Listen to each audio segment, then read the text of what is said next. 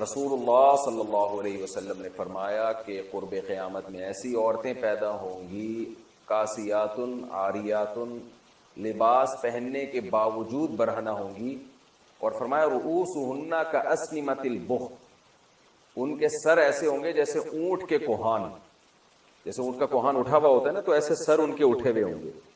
اس سے صاف پتہ چلتا ہے کہ عورت کے لیے سر کے بال اوپر کی طرف اٹھا کے رکھنا یہ ناجائز اور حرام ہے۔ تو جوڑا باندھنا ہے تو پیچھے کی طرف باندھے، اوپر کی طرف نہ باندھے، چاہے محرم ہو یا نہ ہو، اس سے کوئی فرق نہیں پڑتا۔ تو ایسی عورتوں کے بارے میں نبی نے فرمایا لا یجدن ریح الجنہ وان ریحها لیوجد من مسیرۃ کذا وکذا، یہ جنت کی خوشبو بھی نہیں پائیں گی، حالانکہ جنت کی خوشبو تو بہت دور سے محسوس ہوگی۔ اور ایسی حالت میں عورت کے لیے نماز بھی جائز نہیں ہے، مکروہ تحریمی ہے، کیونکہ نماز کے اندر گناہ کا ارتکاب کیا جا رہا ہے۔ تو جب بھی گناہ کے ساتھ نماز پڑھی جاتی ہے تو اس کا اعادہ لازم ہوتا ہے۔ جوڑا بنا کر نماز، اتر پردیش یو پی، یہاں سے خاتون نے پوچھا ہے، اتر پردیش ہمارا بھی وطن جو ہے نا یو پی ہے، سہارنپور، جب بھی کوئی صاحب اتر پردیش سے رابطہ کرتے ہیں نا تو ایک دم ہمیں اپنے ابا دادا یاد آ جاتے ہیں۔ کیا بال کو جوڑا بنا کر نماز ہو جاتی ہے؟ بال کو کا جوڑا بنا کر اگر سر پہ یعنی اوپر کی جانب جوڑا بنایا ہے تو پھر نماز مکروہ ہے، کیونکہ حدیث میں ایسی عورت پر لعنت وارد ہوئی ہے۔ پیچھے کی جانب اگر جوڑا بناتی خاتون تو ٹھیک ہے۔ آئی لائنز لگانا، یو پی سے کسی نے پوچھا ہے خواتین کے لیے آنکھوں پر آئی لائنز لگانا کیسا ہے؟ میں نے سنا کہ یہودی لگایا کرتے تھے۔ آئی لائنر یہ کیا ہوتا ہے بھائی؟ آئی لائنر یہ کیا ہوتا ہے؟ کاجل کی طرح؟ بہرحال جی یہ کہہ رہے کاجل کی طرح کی کوئی چیز ہے آئی لائنر، تو لگانا جائز ہے، یہودی تو لگایا کرتے تھے، لگاتے بھی ہوں، تو یہ تو ایک زینت کی چیز ہے نا، اس کا یہودیوں سے کوئی مذہبی رسم تھوڑی ہے۔ باقی اس میں یہ دیکھ لینا چاہیے کہ کوئی ایسی چیز لگانا کہ اس کی تہ جم جائے اور وضو کا پانی اس میں نہ جائے تو ناجائز ہوگا، جیسے نیل پالش میں۔ اور اگر صرف زینت برائے زینت ہی ہے، یا مینسز کے دنوں میں خواتین لگا رہی ہیں کہ وضو کا کوئی مسئلہ ہی نہیں ہے اس وقت، تو پھر بلا کراہت جائز ہے۔ خلاصہ یہ کہ یہودیوں کی وجہ سے یہ ناجائز نہیں ہے۔ پانی پہنچے نہیں پہنچے وہ آپ خود تحقیق کر لیں کہ اس میں پانی پہنچتا ہے کہ نہیں پہنچتا، اور پانی پہنچتا ہے یا نہیں پہنچتا اس کا ایک سادہ پروسیس ہے کہ آپ کاغذ پہ کسی بھی ایسی چیز کو لگائیں جو آپ نے جسم پہ لگانی ہے نا، کاغذ پہ لگائیں، جب وہ خشک ہو جائے تو پانی ٹپکائیں، تو پانی کا قطرہ اگر جذب ہو جاتا ہے اندر تو اس کا مطلب پانی پہنچ رہا ہے، جذب نہیں ہوتا تو اٹ مینس پانی نہیں پہنچ رہا۔ واٹر پروف کاجل یا آئی لائنز میں وضو کا حکم۔ کاجل میں آئی لائنر میں واٹر پروف لکھا ہوا ہوتا ہے، ایسا نہیں ہے کہ اس میں کوئی پلاسٹک لگتی ہے، پلاسٹک دکھتی ہے، لیکن اس پر یہ لکھا ہوتا ہے، تو کیا اسے لگا کر وضو اور نماز ہو جاتی ہے یا نہیں؟ اگر واٹر پروف ہے تو صاف مطلب ہے کہ اس کے اندر پانی نہیں جائے گا، اور جب پانی نہیں جائے گا اس کے اندر تو پھر وضو نہیں ہوگا، نماز بھی نہیں ہوگی۔ شوہر کی خواہش پر آئی بروز بنانا، اگر شوہر کی خواہش ہو تو کیا بیوی کے لیے آئی برو بنانا جائز ہوگا؟ مسز خان کراچی سے، نہیں جی جائز نہیں ہے۔ نبی صلی اللہ علیہ وسلم نے لعنت فرمائی ہے ان عورتوں پر جو اپنی جو آئی بروز ہیں، بھویں ہیں، ان کے بال نوچتی ہیں، چونکہ یہ تغییر خلق اللہ ہے، اللہ کی تخلیق کو بگاڑنا ہے، تو حرام باتوں میں شوہر کی اطاعت جائز نہیں ہے۔ البتہ کسی خاتون کی آئی برو بالکل ایک عام معمول سے ہٹ کر ہو، بہت ہی زیادہ بھدی ہوں جیسے کہ جو عام طور پر ہوتی نہیں ہے، تو اس کو اتنا کر لینا کہ وہ نارمل بن جائیں، اس میں حسن پیدا ہو جائے وہ نہیں، لیکن نارمل کنڈیشن میں آ جائے تو اس کی گنجائش ہے، لیکن یہ بہت کم عورتوں میں ایسا ہوتا ہے۔ یہ میں اس لیے وضاحت کر رہا ہوں کہ ایسا نہ ہو کہ خواتین، ہر خاتون یہ سمجھیں کہ جی میری کیونکہ آئی برو جو ہے وہ باریک نہیں ہے، موٹی ہیں، تو میں نوچنا شروع کر دوں، تو نارملی ایسا ہوتا نہیں ہے۔ بہت ہی زیادہ کسی کی بھدی ہو تو ایک الگ بات ہے۔ عورت کے لیے گھر میں سر کھلا رکھنے کا حکم۔ بنت عبداللہ اتر پردیش انڈیا سے، اتر پردیش یو پی، جہاں ہمارے باپ دادا بھی یو پی سے ہی آئے ہیں، سمسار پور سے، تو یو پی سے انہوں نے پوچھا، یو پی سے جب کسی کا فون آتا ہے نا تو وہ جو اردو بولتے ہیں مجھے بڑی اچھی لگتی ہے، کیونکہ مجھے اپنے والد اور دادا یاد آتے ہیں اس میں۔ دادی، وہ ہماری دادی اور والد جو اردو بولتے تھے نا وہ بالکل وہی اردو تھی جو اب یو پی سے کسی کا فون آتا ہے تو وہ جو اردو بول رہا تو مجھے بڑا اچھا لگتا ہے ان کا اردو بولنا، کیونکہ مجھے اپنے والد صاحب اور والدہ اور اپنی دادی جو ہمارے پرانے بزرگ دنیا سے جا چکے ہیں، اللہ تعالیٰ ان سب کی مغفرت فرمائے، ان سے جو ہم نے اردو سنی تھی وہ ایکسنٹ اور وہ لب و لہجہ ہمیں یو پی سے مل رہا ہوتا ہے، بڑا اچھا سا محسوس ہوتا ہے۔ کئی دفعہ جو یو پی سے کسی کی کال آئے تو میں ان کو کہتا بھی ہوں کہ آپ تھوڑی سی بات کریں، مجھے بڑا مزہ آ رہا ہے۔ مجھے ایسا لگ رہا ہے جیسے میرے والد صاحب کی یاد تازہ ہو رہی ہے، والدہ کی، اور جو ہماری دادی وغیرہ جو اردو بولا کرتی تھی. ہماری تو اردو ظاہر ہے وقت کے لحاظ سے چینج ہو گئی، لیکن وہ جو یو پی کی اردو تھی نا، وہ آج بھی یو پی والے وہی اردو بول رہے ہیں، ان کی اردو میرا خیال ہے چینج نہیں ہوئی ہے. تو انہوں نے کہا ہے کہ عورت کے لیے گھر میں سر کھلا رکھنے کا حکم. کیا گرمی کی وجہ سے لڑکی گھر میں والد اور بھائی کے سامنے صرف گلے میں دوپٹہ ڈال سکتی ہے؟ اگر سر نہ ڈھانپے تو کوئی حرج تو نہیں ہے؟ جائز ہے، سر چھپانا والد اور بھائی کے سامنے لازم نہیں ہے، لیکن بہرحال حیا عورت کی زینت ہے. اگر سر پہ چادر ڈال لیں تو اچھا ہی ہے، یہ برا نہیں ہے.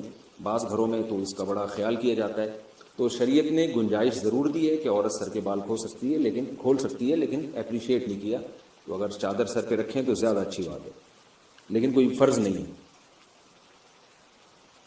اذان کے دوران سر پر دوپٹہ لینا، کیا اذان کے وقت سر پر دوپٹہ نہ لینا گناہ کا باعث ہے؟ نیز اگر کوئی ضروری بات ہو رہی ہو یا قرآن کی کلاس ہو رہی ہو تو کیا اذان کے وقت اسے جاری رکھنے میں کوئی حرج تو نہیں؟ بنت اجمل بہاول نگر سے.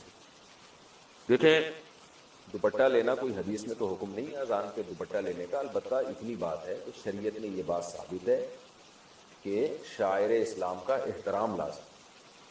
وَمَن يُعَظِّمْ شَعَائِرَ اللَّهِ فَإِنَّهَا مِن تَقْوَى الْقُلُوبِ. قرآن کہہ رہا ہے کہ جو بھی شاعر اللہ کی تعظیم کرتا ہے، احترام کرتا ہے، تو یہ دل کے تقوی کی علامت ہے.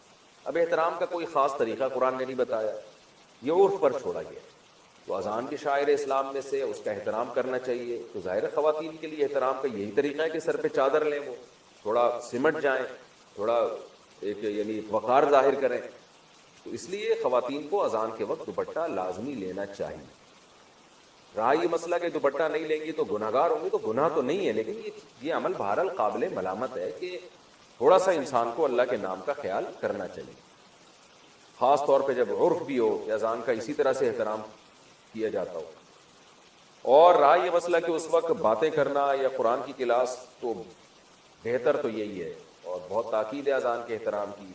تو اذان جب ہو رہی ہو تو آپ اپنی کلاس کو تھوڑی دیر کے لیے روک لیں. حتیٰ کہ فقہا کہتے ہیں بہتر یہ کہ تلاوت بھی نہ کی جائے اس وقت، تو باتیں بھی نہ کی جائیں، اذان کو سنا جائے. البتہ اس سے وہ اذان مراد ہے جو آپ کے محلے کی مسجد کی ہو، کیونکہ اذانیں بھی 4-4 5-5 آوازیں آ رہی ہوتی ہیں. تو بس وہ جو آپ کے محلے کی مسجد کی اذان ہے آپ اس کا احترام کر لیں تو کافی ہے. باقی اذانیں ہو رہی ہیں پھر وہ ہونے دیں. تو فرض واجب تو نہیں ہے یہ عمل، لیکن یہ اذان کے احترام کا بہرحال تقاضا ہے. ہاں کوئی بہت ہی اہم مجلس ہو جس کو بعد میں کرنا ممکن نہ ہو تو وہ ایک الگ بات ہے، اس میں پھر اذان کے وقت بھی اس کو جاری کیا جا سکتا ہے. نقاب عورت کے لیے پورا جسم ہے، چہرے کے نقاب نہ کرنے کے بارے میں کیا حکم ہے؟ دیکھیے، اسلام میں پردے کے مختلف درجات ہیں. اسلام میں پردے کے مختلف درجات ہیں. ایک درجہ تو یہ ہے کہ عورت اپنے آپ کو اتنا چھپا دے کہ اس کی چادر پہ بھی مرد کی نظر نہ پڑے کبھی بھی. تو یہ سب سے اعلیٰ درجہ ہے. بعض صحابیات ایسی ہوتی تھیں وہ ان کو کبھی کسی مرد نے دیکھا ہی نہیں، ان کو مخدرات کہا جاتا تھا. لیکن ظاہر ہے یہ وہی خواتین ہو سکتی ہیں جن کا پھر مردوں سے کوئی لین دین نہ ہو یا معاشرے میں کوئی. حضرت عائشہ رضی اللہ تعالی عنہا تھی، انہیں چونکہ مسائل بتانے ہوتے تھے تو وہ آواز کا پردہ نہیں کرتی تھی، وہ بتاتی تھی مسائل پردے کے پیچھے سے. لیکن کچھ صحابیات ایسی تھیں جو اپنی آواز بھی مردوں سے چھپاتی تھی. تو اعلیٰ درجہ ہے، کوئی عمل کرنا چاہے اور اس میں کوئی نقصان بھی نہ ہو تو سب سے اعلیٰ درجہ ہے، لیکن لازم نہیں ہے. دوسرا درجہ یہ ہے کہ عورت اپنا چہرہ کھولے اور اپنے ہاتھ اور اپنے پاؤں کھول لے، باقی پورا جسم غیر محرم مرد سے. یہ سب غیر محرمی کی باتیں ہو رہی ہیں، محرم مراد نہیں ہے، محرم سے پردہ نہیں ہوتا. تو غیر محرم مرد سے چہرہ، ہاتھ اور پاؤں کے علاوہ پورا جسم کیا کر لے؟ چھپا دے. یہ والا پردہ چاروں ائمہ کے نزدیک، بولو بھائی، فرض ہے. یعنی کم از کم اتنا درجہ، اس میں کسی کا کوئی اختلاف، بولو بھائی، نہیں، کوئی اختلاف نہیں ہے. اسی عورت اپنے سر کے بال لامحرم کے سامنے نہیں کھول سکتی، ٹھیک ہے نا، اپنی پنڈلیاں، اپنی کلائیاں نہیں کھول سکتی. چہرہ اور ہاتھ، اس کے بارے میں کیا ہے؟ بولو بھائی، اختلاف. باقی چہرہ اور ہاتھ کے بارے میں راجح قول کیا ہے؟ تو دیکھیں، راجح قول یہ ہے کہ چہرے کا پردہ جوان عورت پر ضروری ہے، مگر وہ چہرہ سطر میں داخل نہیں ہے. سطر کا مطلب یہ ہوتا ہے جیسے ناف سے لے کے گھٹنے تک مرد کے لیے چھپانا ہر حال میں کیا ہے؟ ضروری ہے نا، چاہے کسی کو فتنے کا اندیشہ ہو یا نہ ہو. یہ وہ ایریا ہے جو آپ نے بہرحال چھپانا ہے. اس کا کسی کے سامنے کھولنا مجبوری کے بغیر, علاج کے لیے ایک الگ بات ہے, عام حالات میں کسی کے سامنے کھولنا بھی بالکل کیا ہے, حرام ہے, جائز نہیں ہے. تب یہ جو ریسلنگ آتی ہے, اس کو کیوں غلط کہتے ہیں بھائی, یہ نیکریں پہن کے. ایک لڑکے ہمارے شاگرد فٹ بال کھیلتے تھے, کہتے یار اس میں کیا ہے, میں نے کہا فٹ بال کھیلو لیکن کپڑے کیا ہونے چاہیے, گھٹنے آپ کے ڈھکے ہوئے ہونے چاہیے. تو یہ مرد کے لیے ستر ہے. تو عورت کے لیے چہرہ, ہاتھ اور پاؤں کے علاوہ کا جو ایریا ہے نامحرم کے لیے وہ کیا ہے, ستر ہے. اس میں فتنے کا اندیشہ ہو یا نہ ہو, جوان عورت نے بہرحال وہ بولو بھائی چھپانا ہے. بوڑھی عورتوں کو کچھ چھوٹ دی ہے شریعت نے, لیکن جوان عورت نے, اور 50 سال کی عورت بھی یاد رکھو جوان ہوتی ہے. بعض لوگ جوان کا مطلب لیتے ہیں کہ 19 سال کی ہو, جب تک بالکل اس کو اتنی چہرے پہ جھریاں نہ آ جائے کہ استری کرنے کی باقاعدہ ضرورت پڑ جائے, اتنی جب تک جھریاں نہیں آتی وہ کیا سمجھی جاتی ہے شریعت کی نظر میں, جوانی. اتنی زیادہ اس میں اٹریکشن ختم ہو جائے کہ کسی کو پیسے بھی دو نا تو وہ شادی کرنے کے لیے تیار نہ ہو. جیسے ایک چٹکلا ہے, ٹائم ہے سنا دوں. وہ ایک آدمی کی شادی ہوئی, اس نے بغیر دیکھے شادی کی, اس کو بتایا گیا بھائی بڑی حسین دلہن ہوگی. جب اس نے دیکھا تو وہ تو بالکل ہی بہت ہی بیچاری بدصورت تھی. تو قاضی صاحب نے نکاح پڑھایا. تو اس نے قاضی صاحب سے پوچھا جی آپ کی نکاح پڑھانے کی فیس کتنی ہے. قاضی صاحب نے کہا جتنی اچھی تمہیں دلہن لگ رہی ہے نا اتنے پیسے دے دو. بھائی پہلی رات میں دلہن تو سبھی کو اچھی لگتی ہے نا. قاضی صاحب کا خیال تھا 1-2 کروڑ روپے تو ملیں گے لازم.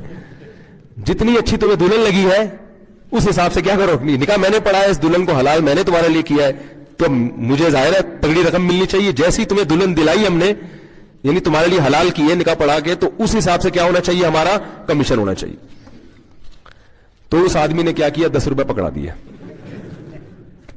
کیا کیا, قاضی صاحب کا منہ لٹک گیا, یار یہ کیا. تو اس نے کہا کہ بھائی قاضی صاحب آپ بھی ذرا گھونگھٹ ہٹا کے دیکھ لیں. قاضی صاحب نے جب گھونگھٹ اٹھا کے دیکھا 5 روپے واپس کر دیے. بولے 10 روپے بھی آپ کیا کر رہے ہو, زیادہ دے رہے.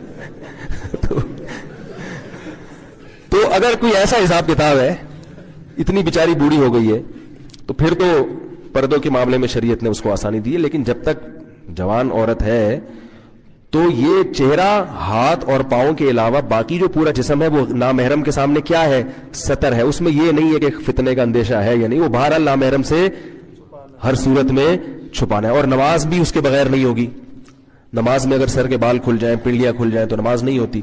تو نماز میں بھی جیسے مرد اگر ستر کھلا ہوا ہو مرد کا نماز میں, قمیض کے بغیر آپ کی نماز ہو جائے گی, لیکن اگر ستر کا ایریا آپ کا کھلا ہوا ہے تو نماز آپ کی نہیں ہوگی. تو نماز سے خواتین سمجھے, جتنا ایریا نماز میں چھپانا فرض ہے اتنا نامحرم کے سامنے چھپانا بھی فرض ہے, ستر ہونے کی وجہ سے.